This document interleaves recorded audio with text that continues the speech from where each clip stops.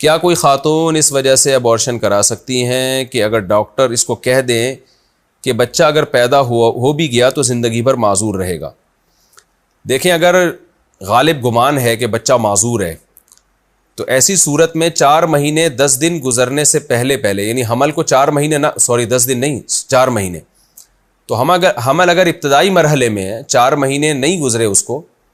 تو ابتدائی دنوں میں اگر ڈاکٹر نے کہہ دیا کہ بچہ، اور غالب گمان ہے، صرف ہوائی بات نہ ہو، غالب گمان ہے کہ بچہ معذور ہے،